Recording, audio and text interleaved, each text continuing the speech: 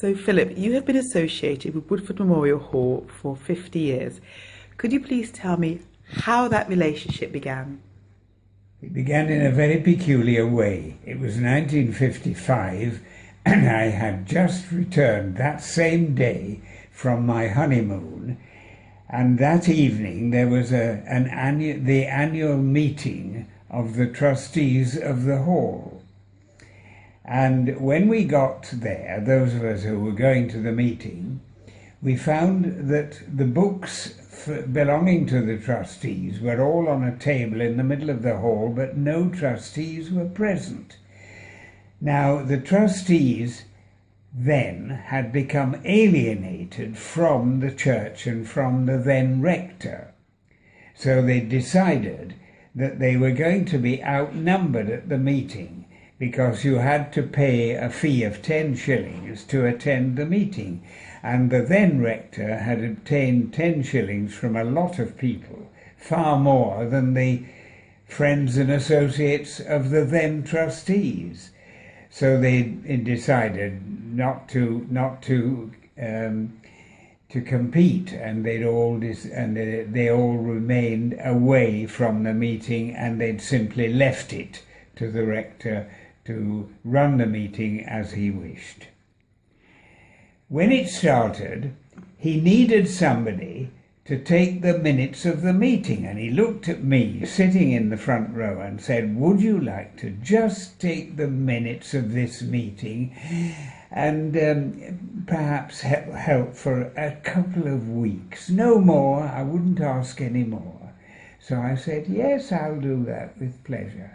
And 50 years later, I was still there doing these jobs, and now I have retired from the hall. A long time, 50 years, as opposed to 2 weeks. It is.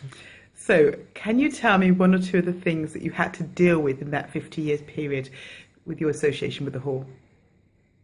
Well, apart from assisting at the meetings, of course, we had to look after the fabric. And the fabric needed, at some points, a very great deal of looking after. The hall, as you know, was founded in 1902 and gradually were deteriorated, as all buildings do. The main problems were always the roofs. They caused a tremendous amount they needed a tremendous amount of care. Over the years, we employed a number of people to come in when we wanted them in order to make the necessary repairs.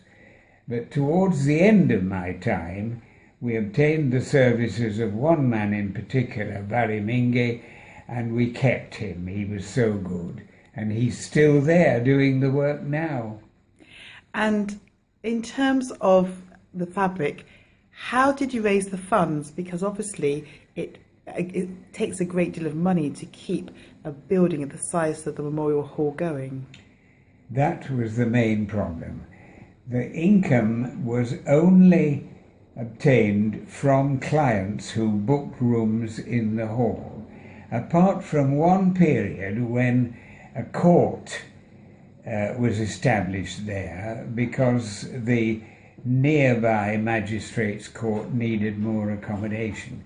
So while the court was there for a few years, we had a steady income. Other than that, we had to borrow.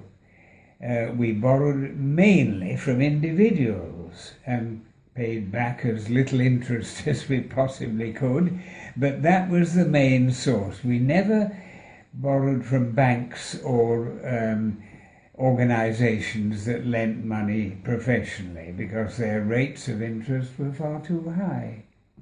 Right. We struggled on in any way we could and obtained money from any source we could. You've just mentioned that you actually obtained money from the other users of the hall, and from also just for people who sort of loved the hall, I presume, because if you're Yes. going to lend money to something, then you have to have a love for it, because you know that you might not get it back, or That's there's right. going to be a delay getting it back. Your association with the church has been for 50 years. Were there people of your contemporaries who also had an equally long association? Not as long as I had, but yes, the people on the Board of Trustees, generally speaking, had the love for the hall that you mentioned, but generally speaking, wanted to serve it for reasonably lengthy periods. Yes. Are you asking me for names? Not necessarily, just literally. I mean, I'm Yes. fascinated by the fact that everybody I've spoken to about the hall has a real love for it. Yes, that's perfectly true. And that makes you want to remain rather than do a short period and depart. People didn't do that. They came onto the trustees because they wanted to serve the hall, and they remained there for as long as was appropriate. And in Yes. your case, 50 years. In my case, I just went on and on. Okay, you were married the day that you came back from your honeymoon. Yes. Your wife was with you. She was. And when you took on this task, how did she feel about that? Well, she was quite happy. Later on, she realized I took on too many such things, but at that time she didn't. It was just after my honeymoon. She accepted it, and she helped me in any way she could. So, at what point did it become a little bit too much? After 10 years? 20 years? 20 years, I think, yes. Because by that time I was getting very involved in a great number of things, many of them national things in the world of education. And that's when the local things and the national things became a bit of a burden. Okay, so, but you didn't give it up, you No, continued. I didn't.